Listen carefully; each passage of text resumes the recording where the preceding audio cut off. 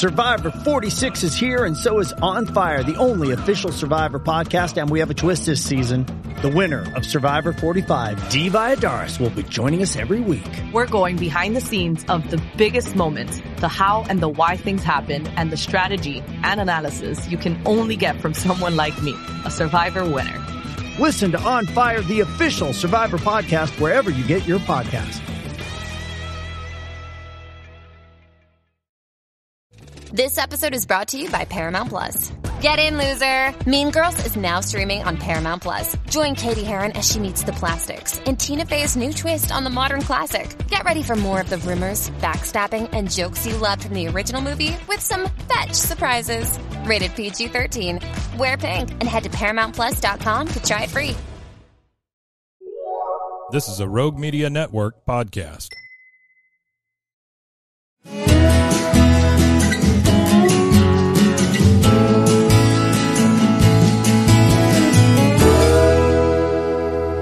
This is Central Texas Life with Ann Harder. Hello, everybody. Welcome to Central Texas Life, and it is a very exciting time in the life of the Waco Symphony Orchestra. Joining me today, we have the President of the Board of Directors, the Honorable Rex Davis, Senior Justice, and who's just been an awesome friend of mine and a wonderful board president, and our executive director for the Waco Symphony, that would be Carolyn Bess. And I say our because, as you know, I'm on the board of the Waco Symphony, and this is our symphony, and we are excited about a brand new music director, conductor. Yes. Yes. Absolutely. Yeah, well, Lawrence Lowe, maestro from New York, is going to be taking over. He'll be the third music director conductor in the 61-year life of the Waco Symphony. Kind of a big deal. Huge deal. Yeah. So as part of our job, we were part of the selection committee. And so this has been going on for, what, a year and a half, Yes. Rex? Yes. Approximately a year and a half, Ann. And so what we had was a lot of interest in the job, right? Absolutely. We had over 100 applicants from all across the country and around the world. Such excitement about this position in this community and the WSO. Well, and it certainly speaks to the legacy and the program that Maestro Stephen Hyde has left, but he was ready for retirement. I get that. I certainly understand that. But, you know, big shoes to fill on that podium. Absolutely. And we were so fortunate that Lyndon Olson agreed to be our special chair for the selection committee. And Lyndon, of course, we all know very well and did us a great job leading us. And of course, he has a long history also with the Waco Symphony, and long-time supporters, long-time sponsors of concerts, and just a big part of the success over the years of the Waco Symphony. But Carolyn, from your vantage point, as you know, kind of new to this job, not new to Waco, you grew up in Waco, but spent most of your career in Dallas. And so you've kind of gotten your feet really wet now here with the Waco Symphony. And so what does this mean to you to finally have, you know, a leader in place for the symphony? So exciting. I mean, you know, this is in terms of, this is someone who will collaborate with me and really develop the artistic program each year, decide the music that we'll play, and the featured soloists that we'll welcome to our stage. You know, and the WSO has been so fortunate over the decades to bring some of the greatest names in both classical and pop music to our stage over the years. Well, that's true, and I think that's why there was so much interest from musicians, you know, all across the board to be a part of what's happening in Waco when they see that Yo-Yo Ma has played on the stage at Waco Hall. Now, this is, though, the kind of thing that we're running a little bit behind when you say, because, I mean, normally we'd be announcing next year's season now. So it's a good thing we've got everything sealed up. Everything's sealed up, and Larry we're in place, hitting the ground running with him, starting to talk about themes and artists for next year already. So. Well, now, let's talk a little bit about, what you see Larry Lowe brings to the table. Well, Waco. one of the things that really spoke to me as we were looking at the 4 very strong candidates, it was a tough situation to make the pick. But Larry comes with a track record of really good with multimedia. That's right. And I'm looking forward as Carolyn and working with him and the challenges of that. And of course, we want everybody in the community to give him a good shot and come to our concerts and buy tickets, because they're going to find that Larry is really going to be special the way he's going to put things together. Yeah, he has a really special accreditation. He does. The letters behind his name for working with orchestras and movies, right? To play, and we've not had that in Waco yet. Not yet, but coming soon too. Well, I mean, it's really exciting. I mean, it kind of gives me chill bumps when I think about it. How much fun that will generate. Yeah. He is going to premiere his talents though as conductor, music director, for our Pops concert, which is the day before the eclipse, April 7th. Let's talk a little bit about that concert. Yeah. It's so exciting. This is the perfect debut for him because he is a self-confessed Star Wars geek. So the WSO will be playing everything from a variety of Star Wars music, and that goes from the classics, films from the 70s that I know and love, all the way to The Mandalorian and Rogue One. We'll be playing music from Star Trek, from Apollo 13, E.T., Interstellar. And we also have a special host who is the Emmy Award-winning journalist and film critic, Gary Cogill, who has interviewed every Hollywood A-list actor, director. He knows so much. He knows so much. Yeah. And Gary's comments in between the music selections, just to bring out little, bits of trivia and insight about the films and connecting it to the music that we're hearing is really special. And he's definitely back by popular demand. He hosted our Sounds of the Cinema concert. Yes, when Sean Astin came. And that was just a wonderful, wonderful experience for us. Rex, but he also, of course, he's familiar with Texas. He may live in New York, Syracuse. But so he will come to Waco through the year, for a week at a time, give or take. He also has connections with the Dallas market. Tell people about the Dallas. Well, because he's guest conducted there a number of times. Years, 15 years. And he's very comfortable with that. And so Syracuse, yes, is his base, if you will. But Carolyn and I are very pleased with the connections we have with North Central Texas, so to speak, and how he's going to be able to use that to help us. Well, I had the opportunity when we had our guest conductors, our finalists, our 4 finalists, and this spanned from last year into, last season into this season, if you will. And I had the opportunity to interview all 4 of the gentlemen. Yeah. So what we're going to do right now is go to my interview that I recorded in early October, when Maestro Larry Lowe was here in Waco to conduct the Waco Symphony, kind of his audition, I guess, if you will, to kind of see how he works with the symphony orchestra and how he, met with the community and so forth. Obviously, rave reviews, but I had a chance to talk to him. So let's go to that interview right now, and we'll be back to talk about your next opportunity to hear the Waco Symphony. We have had the chance to speak before during our sort of process. We had more than 100 people apply for Stephen Hyde's position that he had for 4 decades, or more than 3 decades at Waco Symphony, and when we'd called it down, 3 of us had 3 different people to talk to on videotape, and you were one of my. Oh, that's you were one of wonderful. My 3. And that's great. It was so much fun because we really got a chance to, and I asked the same questions of every. That was one thing. This will not be. I don't remember what I asked. Right. Yeah. Right.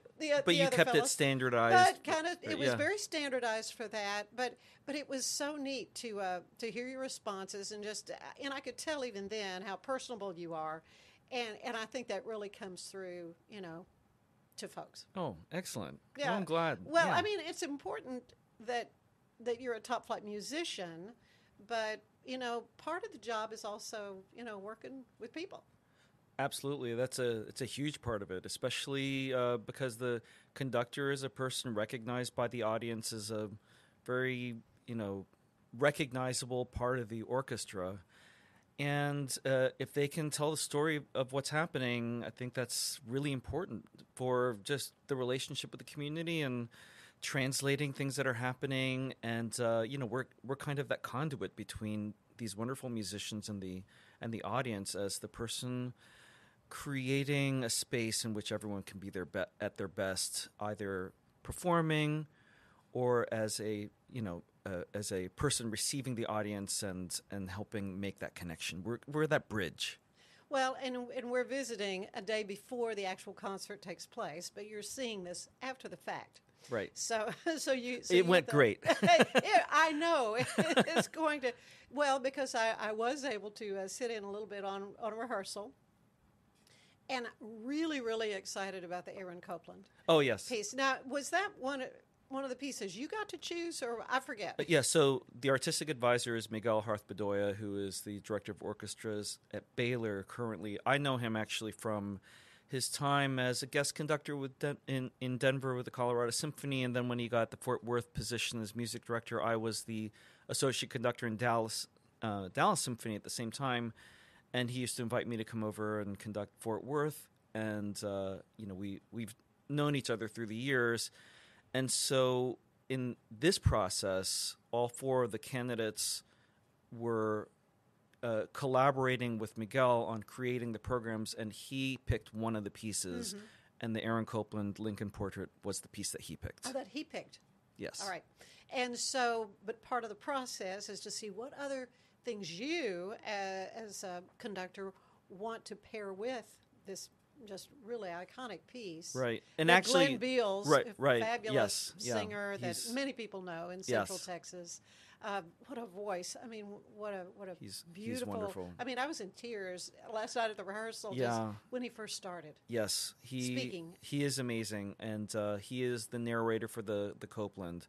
And actually, the way the process worked with Miguel is that I presented the other pieces first, and then he put that piece in at the end. That worked? Okay. So yeah, so I think it's cool. Probably different with each person, but the way that it worked is we actually first worked on deciding, or I submitted some ideas for the second half, which is the Shostakovich Fifth Symphony, and then he suggested the Aaron Copland as a way to provide some contrast, and the two pieces were written around the same time, like 5 years between them. And he also, and I loved the idea that it would be an opportunity for us to collaborate with someone as a narrator, because we don't really have a guest concerto soloist or something like that on these programs. But for me, it was important that we have something a little bit different, and so then he thought of the Copland as a great piece to put in that position, and then I was able to find Glenn through a contact. One of my best friends is a Baylor graduate who did recitals with Glenn, who is also a Baylor graduate and wonderful tenor, and I thought because this is a piece that requires, even though it's a spoken role, it requires musicianship. And you have to be able to read music. You have to be able to read music, or I have to cue every single one of them. Yeah, but you were doing a great job of cueing. Well, too, I mean, and my cues in that rehearsal, because it was the first time we had gone through it, you will see that I was cueing less and less. Yeah. Because he doesn't really need me to cue him because he's reading the music. Yeah. So my cues were, and it's the same with the orchestra, honestly. When I give a cue, they are reading the music. They know when they're going to come in, but the cue is a confirmation and also a preparation and a how. There are all these sort of gestural. There are so many meanings to the gestures that conductors give to an orchestra or to a narrator that should instill confidence and also a little bit of direction in terms of how to present whatever it is. So with Glenn last night, it was just once he started, and I felt the same. I had goosebumps. Yeah. He has the perfect voice for this, for speaking, and I know that he's going to. It's a setting about Abraham Lincoln. Right. It's about Abraham Lincoln. It's words about Abraham Lincoln as well as words that he spoke. So it's all collected by Aaron Powerful. Copeland, and it's a very powerful piece. Yeah. Had the opportunity to hear you speak at a little brunch that the Waco Symphony Council, of course, which is the fundraising arm of the Waco Symphony. And I was struck by something that you said I hadn't really thought about, but how you as a conductor are aware of the acoustics in the room. And I'm thinking we're in Waco Hall, and it has a certain acoustic property to it, and that can dictate how fast or slow you take a tempo. I mean, sure, there's so many nuances of what you do that you're not just waving your arms. Right. And I think so. For example, I've had 3 rehearsals, final rehearsals tonight. Yeah. The dress rehearsal where we will run the whole program with some rehearsal, but at the end. But I run each piece. But through these first 3 rehearsals, it was a process of getting to know the acoustic, and in this case, I didn't change the tempo, but I changed how long to play certain notes. Really? And I have them generally playing longer in certain passages where in some overly reverberant rooms you might need them to play shorter in order to be articulate enough. And in this case, I have them playing a little longer to create a sense of a grand space. Yeah. That because the acoustic on the stage is a little drier, we can create some of that ambiance just by playing a little bit longer, a little bit differently after the initial note starts. Well, let's talk a little bit about some of we haven't even said what you're doing. What you're doing now, music director of Symphoria in Syracuse, New York. So you live in the Northeast. You kind of grew up in the Northeast. Yep. Yeah, I grew up in central Pennsylvania, in Carlisle, which is, there's the Interstate 81 and the Turnpike, and the intersection is Carlisle. Home of Dickinson College, the Army War College, Jim Thorpe. And it was a great small town to grow up, and my parents still live there, and we go there for Thanksgiving. Aww. And we now live in Syracuse, where I'm music director of the orchestra up there, which is a very interesting orchestra. They are the successor to the Syracuse Symphony, and it is a cooperative orchestra. And what I love about this, and this is something that I would do here, is that there are a lot of voices in the orchestra in other parts of what the orchestra does. For example, in programming.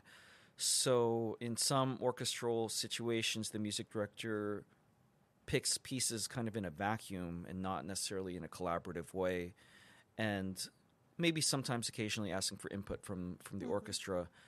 But in Syracuse, I work with a team of musicians and community members and staff in putting programs together for the whole season. So there will be pieces that originated from a musician in the orchestra that they pitch and that we discuss and put together. And I think that generates some really interesting ideas.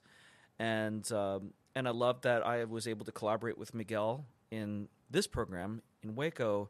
And I think that's a sort of collaborative approach that I would I know from my own experience that I would want to replicate here in some way. Of course, the Waco Symphony blessed with so many outstanding professors in the School of Music. Yes. You got some. We have some top flight musicians yes, and some no great question. minds and people who know what's happening in the industry, people who know repertoire, and I would love to hear about those ideas for sure. Yeah.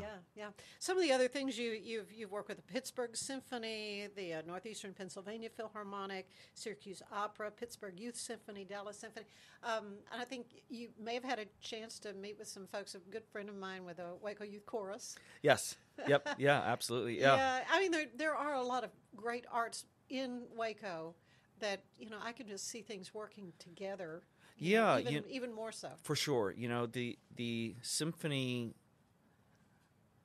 here has this kind of unique position in the cultural life of Waco, Yes. in that they are able to collaborate with so many different groups. For example, obviously dance, and they do these amazing Nutcracker performances to, I think, this year because they're so popular.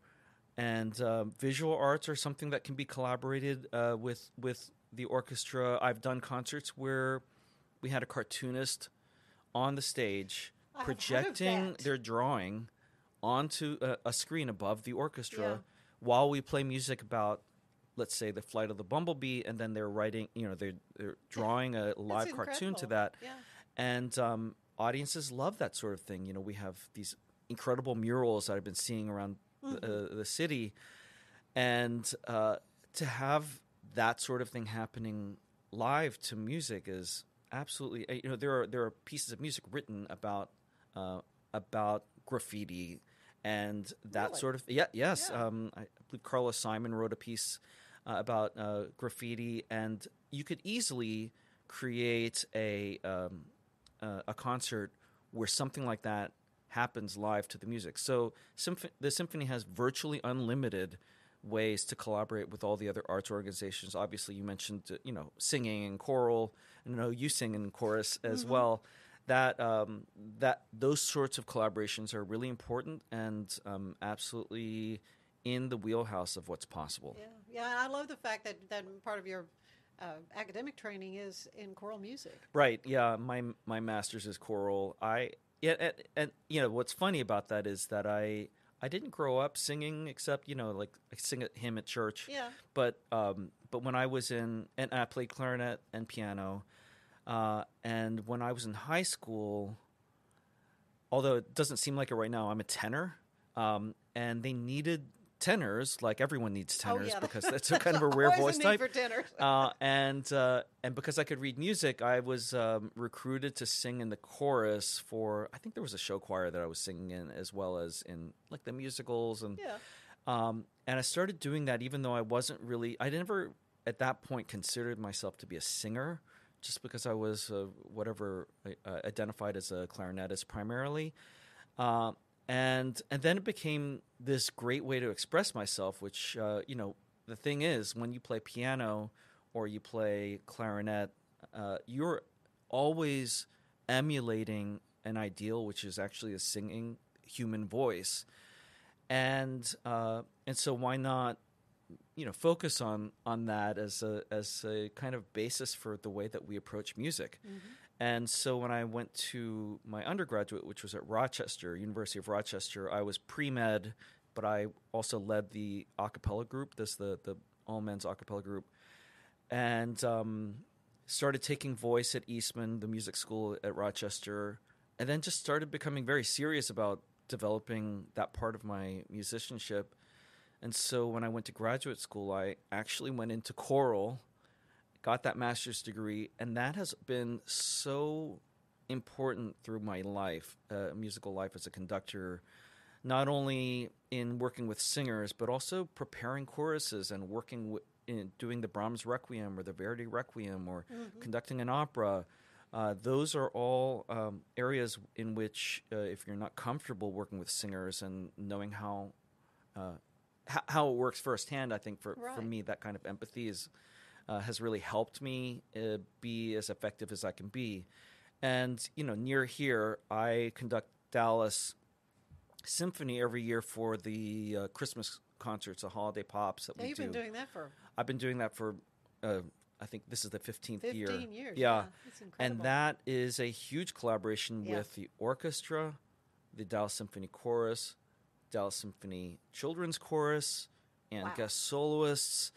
And we put on these concerts that are just incredible, with so many people on the stage, and I'm very comfortable with all the different groups. So that has really helped me in that in particular.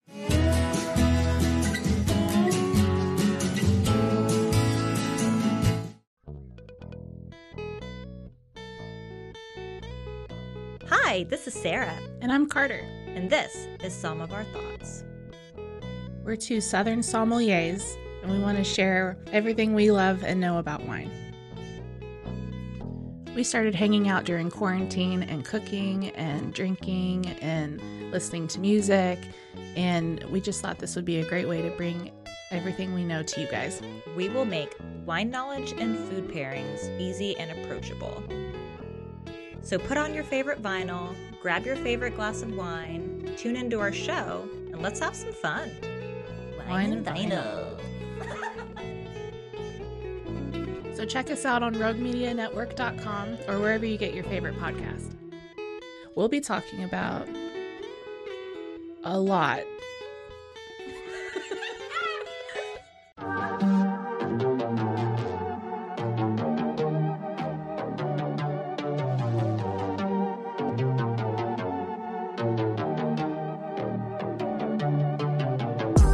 Hey y'all, I'm April.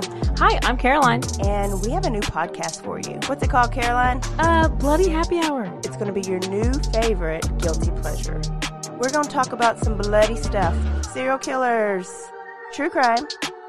Rapists. Why not join us? We'll have a good time. You literally never know. I don't know what I'm going to say. Bloody Happy Hour. Apple Podcasts, Spotify, or wherever you listen to podcasts.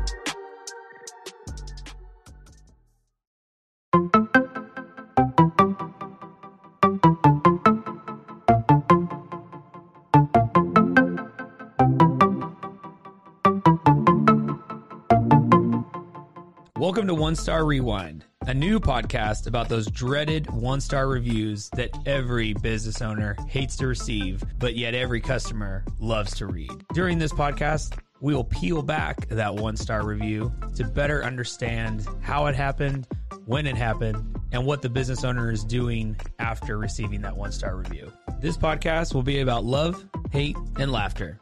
On One Star Rewind, we will meet with real business owners who will tell their stories and how they do rely on reviews for their business.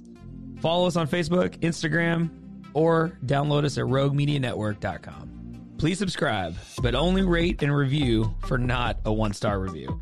Join us each time for a new review and a new story.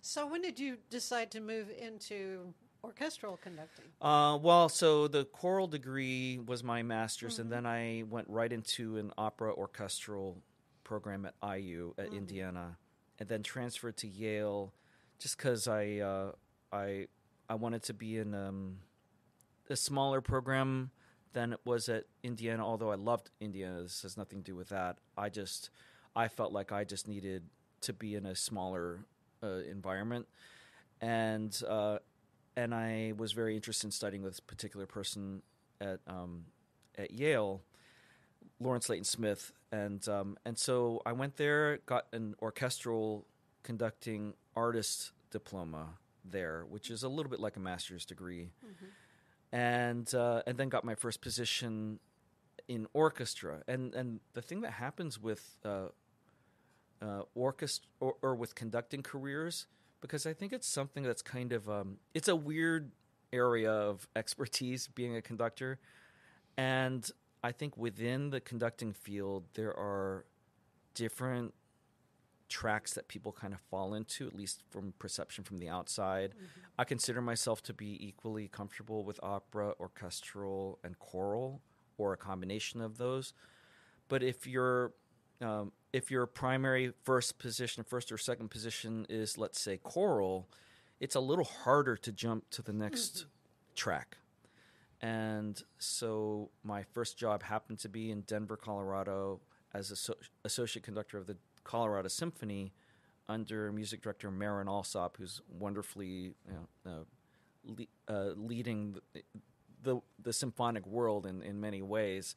She was my first boss, and that position kind of made me, I think, recognized as an expert in orchestral conducting, and then everything that I've gotten since has kind of been on that, and anything outside of that, I've kind of pushed my way into those because I was just interested in them, but I wasn't necessarily the person that people thought of for, I don't know, some choral or an opera conducting.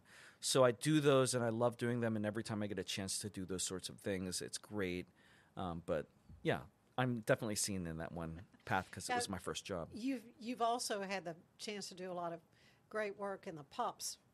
Yes, field, I love conducting and work pops. with Chris Body and some amazing artists that folks would certainly know. So Jason Alexander, he's George Costanza. Okay, so what did he Well, do? he's a Tony Award winner, so he actually can sing. He's a singer too, and he was doing Broadway before getting Seinfeld, and then he did Seinfeld, and then he after that wanted to go back into singing on Broadway and doing live stage. And it was funny because then he wasn't able to get the roles that he wanted. He wanted to be whatever leading man, and he then started doing these symphony shows, which he doesn't do a ton of them, but I was very lucky to get to do a weekend of those with him.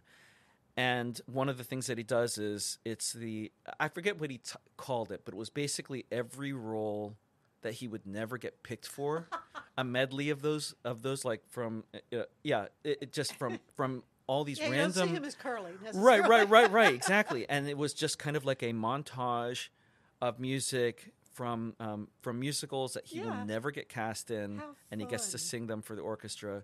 And some of them, he's like, I'm standing there conducting, and he'll come up and use me as a prop, like just seducing me or whatever.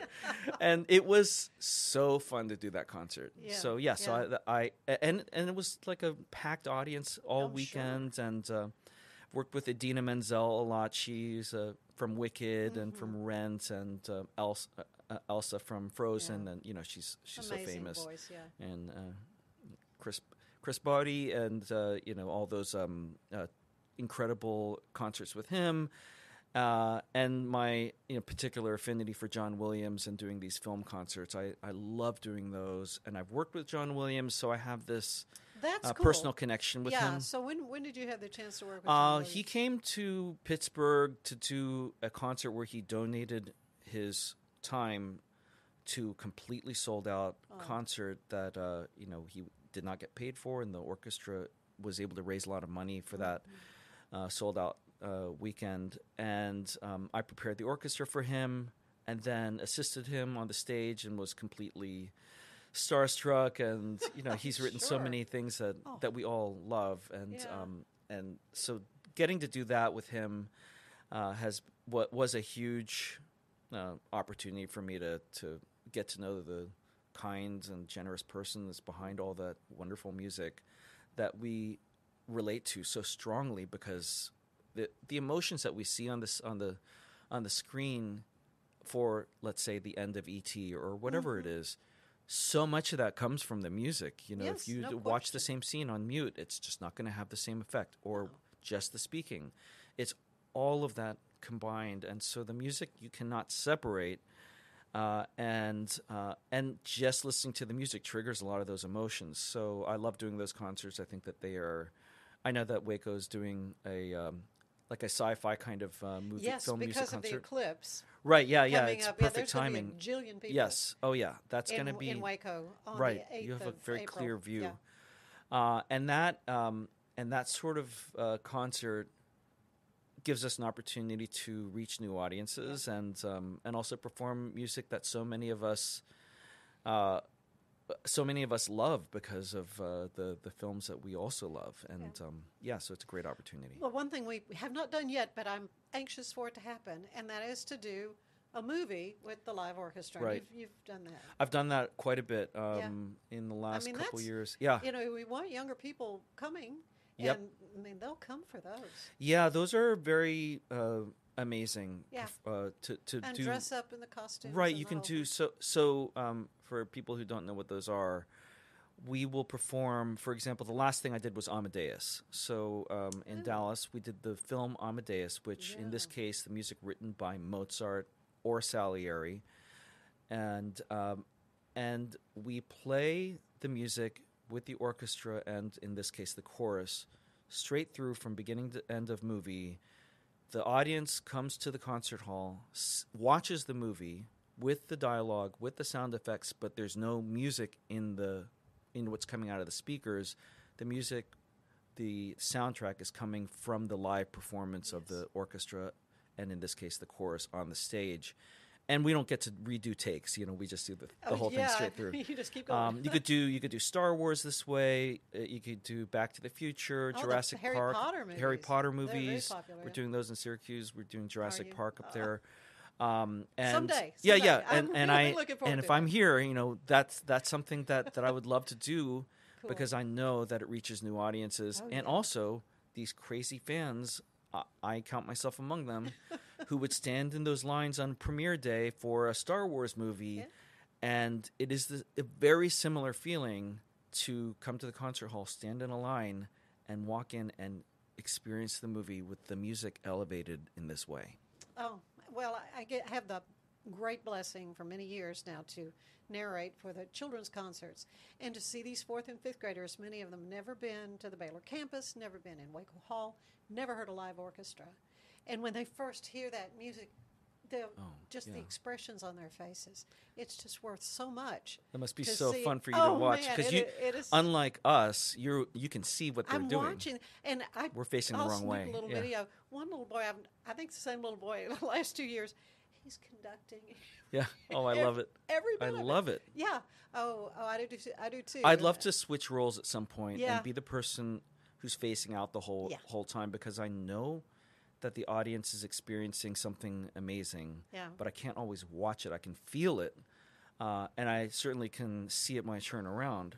But while it's happening, it would be a little weird if I turned around and watched you mentioned Miguel and Miguel Harth-Bedoya, who I've talked to about coming on this podcast. So we're planning. Yeah, that'd we're be great. planning that.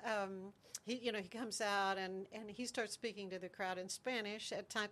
And one little girl, the look on her face was like, he's speaking my language. Oh, that's wonderful. It was worth $1 jillion because that's amazing. that connection then was there immediately, and we had those kids in the palm of the hand. Yeah.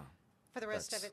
That's and wonderful. how many musicians may come out of that experience? Yeah. I mean, it's just, to For me, sure. it's just a joy to get to do that in conjunction with him.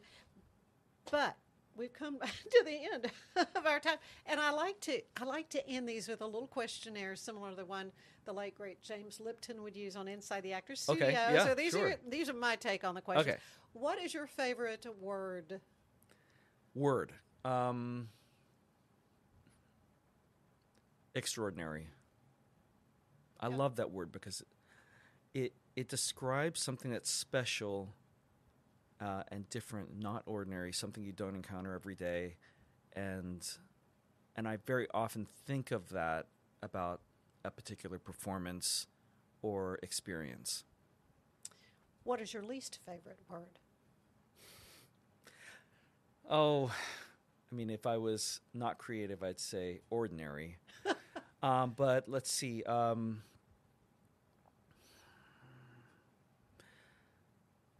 Let's see. I'm trying to think of a word that describes phoning it in.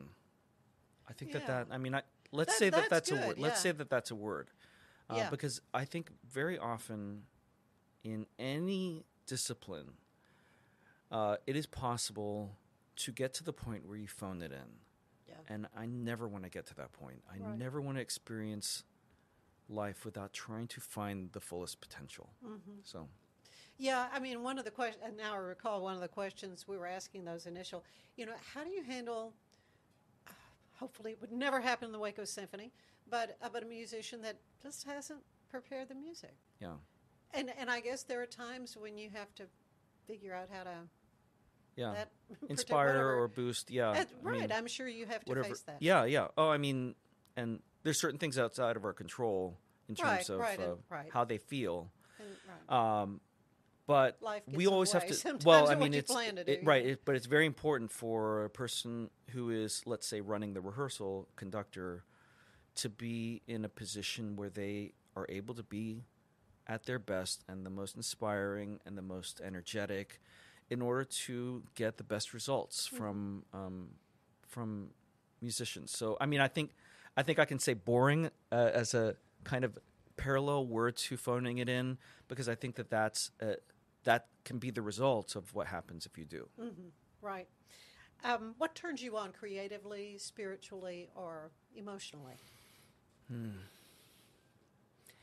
Well, I mean, I can just describe, I think, a person that doesn't have an overly conscious idea of how they're perceived. So a lack of self-consciousness, not self-awareness, but I think a person that inspires me is someone who clearly is doing things because it's their passion and not because they want to look good or they want to be perceived in a certain way, in a way that's kind of a couple steps away from their genuine self. And it's something that's very difficult for us as human beings, because we are self-conscious. We are concerned about how we're perceived. But in certain, let's say, I think in creative situations like creating a concert and rehearsing, the less you see that in a leader, the better, because then they can truly be going for what they truly feel passionate about, without worrying about, if I say it this way, it might make me sound this way, or might make them think of me this way. And I say this because I think I'm naturally probably self-conscious, and probably had, especially early in my career, struggled with that, because you're worried about doing things the right way. And I think as a young conductor, I was very concerned about those sorts of things, and I'm much less now. And I'm very thankful for that.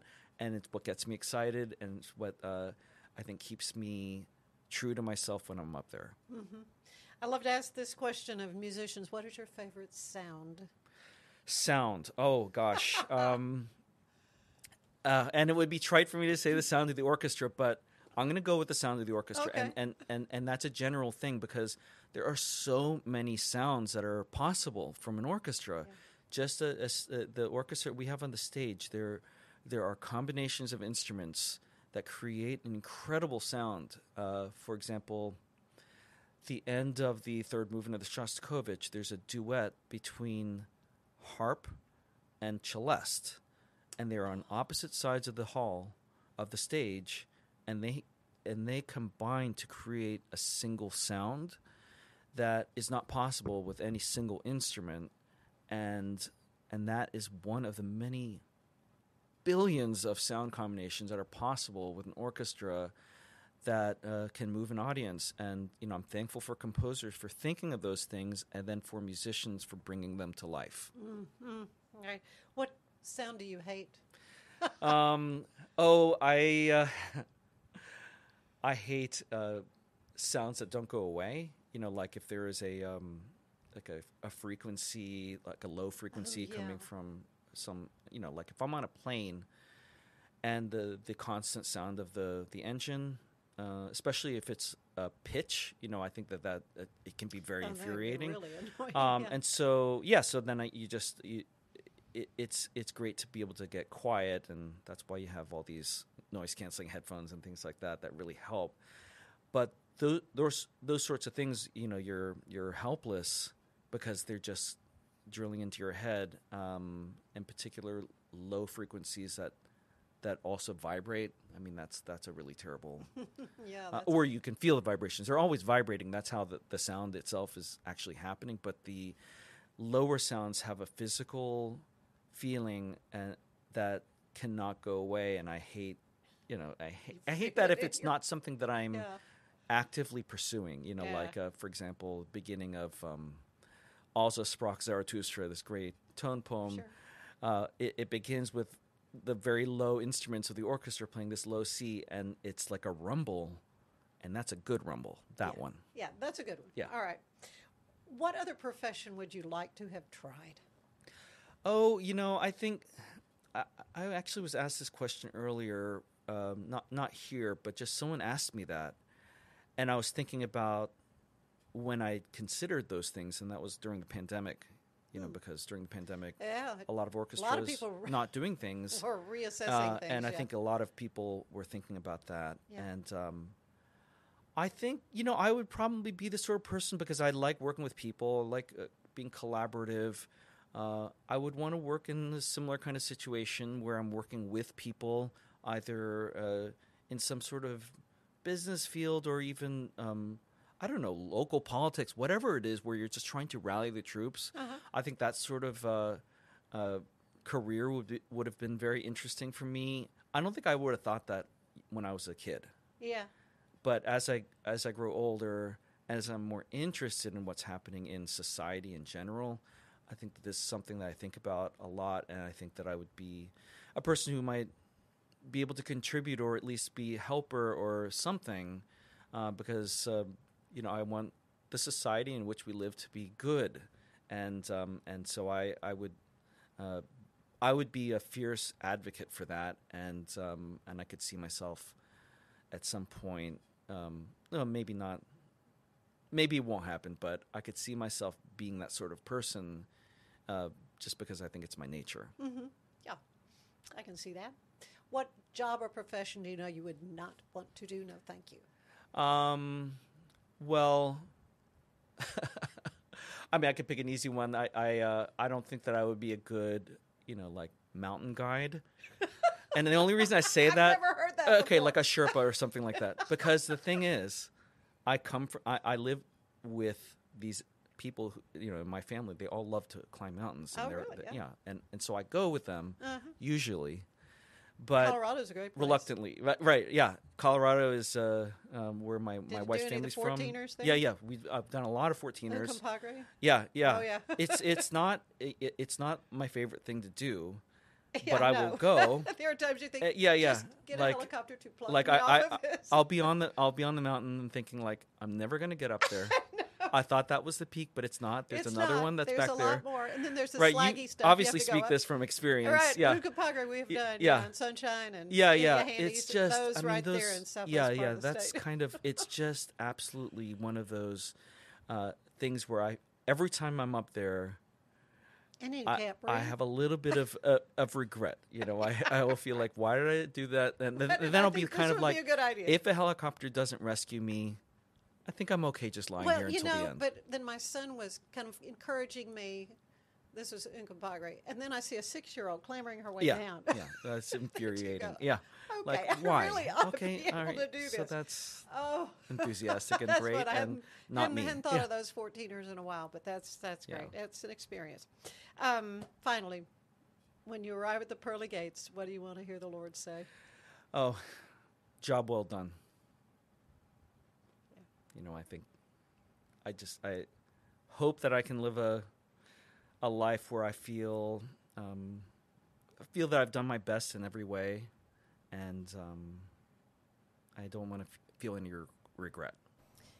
Well, as you can see, Larry Lowe is just a delightful person to hear from. He has just done so much, from choral conducting to the movies that he has done so many. I think he's lost track of how many different movies he's conducted an orchestra doing the soundtrack to. Going to be fun things ahead. Absolutely. Waco. Now, again, he will be doing his debut here as Waco Symphony's music director, conductor. The day before the eclipse. Kind of a big weekend in Waco, wouldn't you say, Rex? I would say. One of our local business people who really does keep up with all of that has predicted that the county, which is at 260,000 people, that's normal, what we are, will double for 48 hours.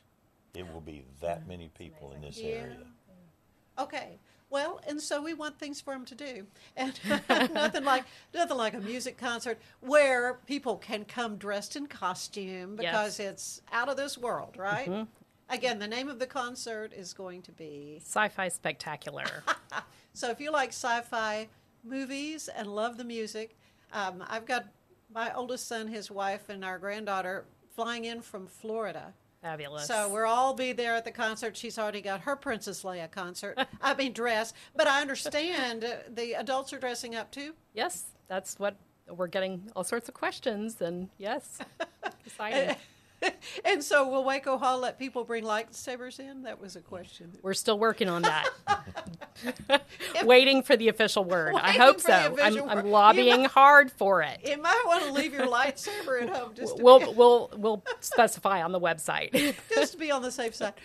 But coming up sooner than that, on March 21st, is our next concert with the wonderful maestro Miguel Harth-Bedoya. Yes. He is so much fun to watch conduct. And tell them about that concert. Yeah, it features the Grammy award-winning string trio Time for Three, and they're phenomenal. I heard them last summer. They will knock your socks off. We've themed this concert Exploring the Great Unknown, and they are playing a Kevin Putt's concerto called Contact that was written during COVID, and Putz was thinking about not only our need for human connection, but about exploring worlds other than our own and outer space as well, and just the synergy there.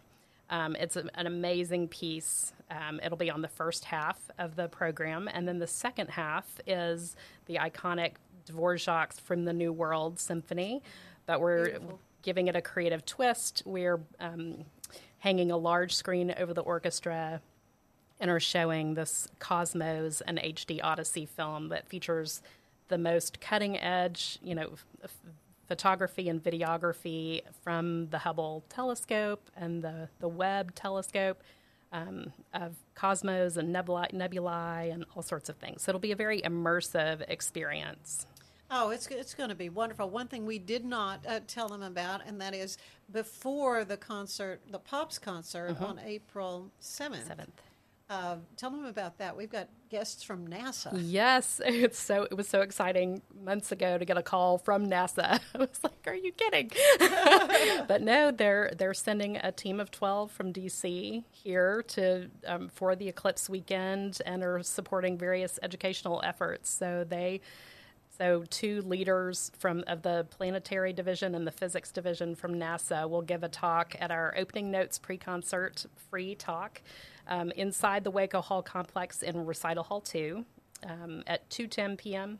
free. Come get a sneak peek of what kind of things you can experience with the eclipse, but also just the latest and greatest insights from NASA. Oh, that's just incredible. And again, tickets for both of these concerts are available now, but I'm suspicioning the Pops concert's going to sell out. I would encourage you to buy soon, just so you're not disappointed. Get your tickets. And one of the things about Miguel is, number one, he's been such a great help to us. And if people don't know who he is, he is the Baylor Orchestra maestro.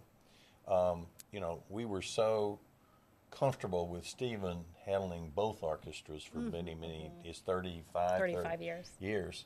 And then this time it works better for each one to have their own maestro. But these two guys know each other, Miguel and Larry. That's awesome. And so that's going to work for us. It'll be a nice. And I will just tell you, they need to come if for no other reason. Miguel is a show on the podium. He is so much fun to watch conduct. Yeah. And he has also served as our interim artistic director, which really we needed someone, again, to kind of help steer the ship. Right.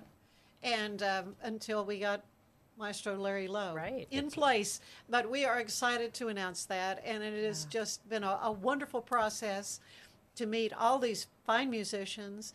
The orchestra, I think, is very happy with the selection. Yes. I know the people I've spoken to in the community are really thrilled that Larry's going to be a part of our community, if only on a week-by-week basis. Right. But I think Waco will welcome him with open arms. Yes. And I really look forward to seeing everybody at those concerts. They're coming up and going to be great. They will. Yeah. Thank you both. Thank you. Thank you so as much always. for all you do with the Waco Symphony Association Board of Directors. Carolyn, you're just amazing work as our executive director, and appreciate you both so much. And thank you for watching. And so come out, check out Larry Lowe. You're gonna love getting to know him. For Central Texas Life, I'm Ann Harder. We'll see you next time. Central Texas Life with Ann Harder is part of the Rogue Media family. Be sure to check out our other shows at roguemedianetwork.com. Please rate this show 5 stars on iTunes, Spotify, YouTube, or anywhere you get your podcasts. Join us again soon for more Central Texas Life with Ann Harder.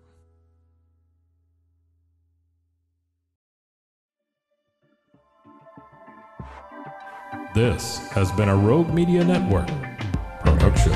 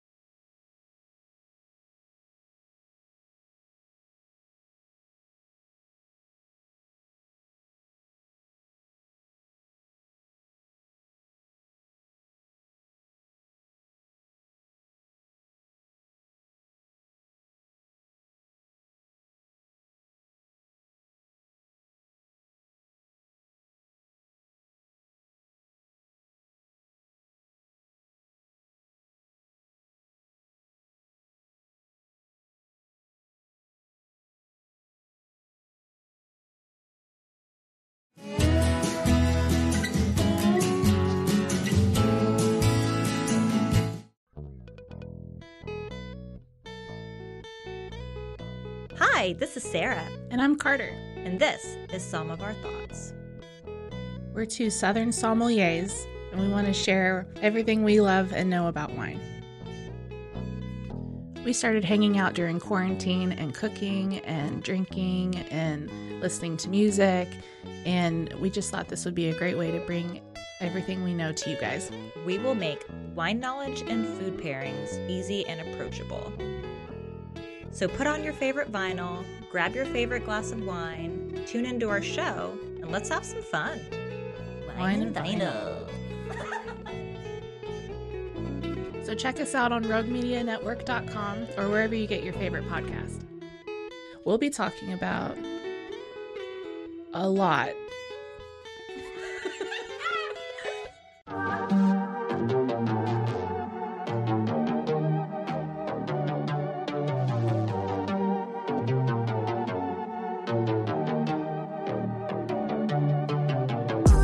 Hey y'all, I'm April. Hi, I'm Caroline. And we have a new podcast for you. What's it called, Caroline? Bloody Happy Hour. It's going to be your new favorite guilty pleasure.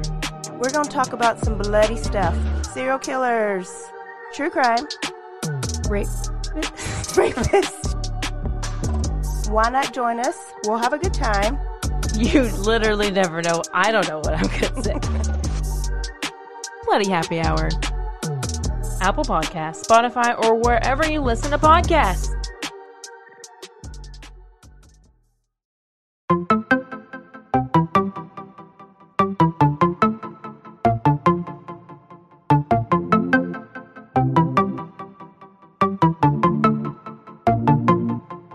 Welcome to One Star Rewind, a new podcast about those dreaded one-star reviews that every business owner hates to receive, but yet every customer loves to read. During this podcast, we will peel back that one-star review to better understand how it happened, when it happened, and what the business owner is doing after receiving that one-star review. This podcast will be about love, hate, and laughter.